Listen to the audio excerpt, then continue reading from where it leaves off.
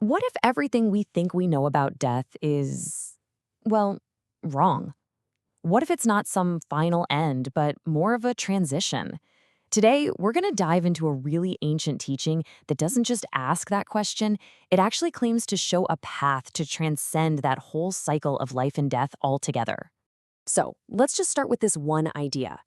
I want you to consider that our deep-seated assumption about death being final is really just one way of looking at it. What if it isn't a conclusion but a passage? This single shift in perspective is the key to unlocking a secret understanding that's been protected and passed down for thousands of years. And that secret is all wrapped up in this one concept, the treasury of the true Dharma eye. Now, what is that? It's a teaching that can't be written down, it can't even really be spoken. Just imagine a moment of perfect, crystal clear understanding that passes between two people without a single word, like a shared glance or a sudden smile. That is the essence of this transmission. It's an enlightenment that just completely bypasses language. So, where did this silent teaching even come from? Well, its journey through history is a story in and of itself. It's packed with wisdom, a whole lot of drama, and yeah, a few really clever tricks. It all starts with the Buddha himself. The story goes that one day during a sermon, he didn't say anything. He just held up a flower. And you can imagine everyone was just silent, confused, except for one disciple, Mahakashyapa. He just broke into a smile. And in that one instant, that moment of shared, silent insight, the Buddha knew the transmission had happened. And with these words, he confirmed the beginning of a lineage that would depend on pure understanding, not on words in a book.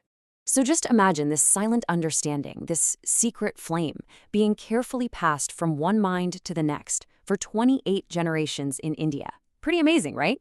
Eventually, a master named Bodhidharma carried that flame all the way to China, and that's what sparked the birth of Zen Buddhism. The lineage continued to thrive for centuries, until the fifth patriarch, a man named Hongren, found himself facing a dilemma that could have broken the chain for good. So Hongren had two very different potential successors. On one hand, you've got Shen Chu, the head instructor, super respected, the obvious choice, the heir apparent. And then on the other hand, there was Hu Neng, an illiterate guy working in the kitchen, someone nobody would have even considered. But the patriarch sensed that Hu Neng, the guy in the back, had the real deep understanding. So the question was, how could he possibly pass the lineage to him without causing a total uproar? He came up with a brilliant plan, a poetry contest. He asked everyone to write a verse that showed their level of enlightenment. This was genius because it allowed him to publicly test all his monks, while secretly looking for the one with true insight. And as the story goes, Hu Neng's verse showed this profound, unshakable clarity. So Hongren secretly passed the ceremonial robe and the teaching to him, making him the sixth patriarch, right under everyone's noses. But this is where the story takes a really fascinating and absolutely crucial turn, because this physical lineage, this tradition of passing the robe from one master to the next, it was about to end. That's right. After Hu Neng, the tradition of passing down the robe and the bowl, the actual physical symbols of the Dharma eye, it just stopped. The formal person-to-person transmission was, for all intents and purposes, lost to history. Now, this creates a pretty fascinating paradox, doesn't it? If the physical lineage was lost, and the teaching itself is beyond words, how can we even be talking about it right now? This is a challenge that the author of our source material really wrestles with: how to use words to point at something that lies way beyond them. And for us, it begs the question, what was the secret that was lost?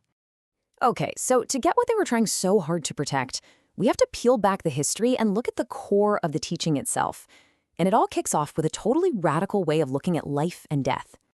You know, most of us see life as this finite line. You're born, you live, you die. The end. But the view from the treasury of the true Dharma eye, it's completely different. It sees life as something timeless, something without a real beginning or end.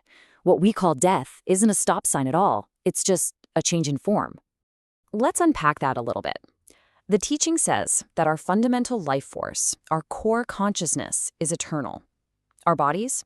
They're just temporary vehicles or houses. So death isn't an ending. It's more like walking through a gateway. Think of it this way.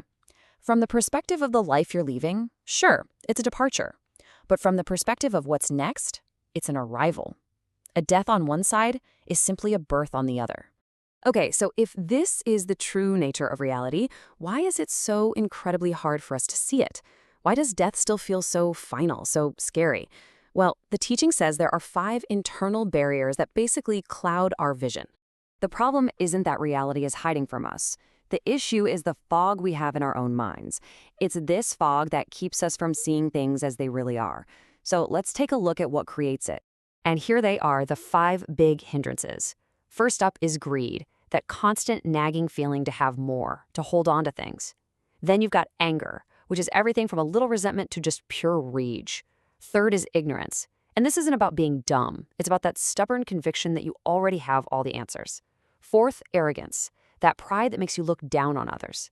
And finally, doubt, that corrosive suspicion that stops you from accepting the truth even when it's staring you in the face. So these 5 hindrances, they're like the chains that bind us to that common, fearful view of life and death. But the good news is, the teaching also gives us the key to unlock them. The path forward is actually incredibly simple. Now, simple doesn't mean easy, of course. To truly realize the timeless nature of your own life, you have to work on overcoming these 5 mental roadblocks. By dissolving greed, anger, ignorance, arrogance, and doubt, your mind gets clear enough to finally see reality as it is. And what's the result of all that hard work? Well, it's the whole point of this teaching. 解脱生死, to be liberated, to literally step out of the cycle of fear and delusion that surrounds birth and death. This state of ultimate freedom, this profound peace, is also known by another name you've probably heard, nirvana. And so, we've followed this ancient teaching all the way to the point of liberation. But as it is with all really big ideas, the answer to one question just opens up another one. Once you are truly free from the cycle of life and death, what's next? Where do you go from there? And that is a question this teaching leaves us to carry forward.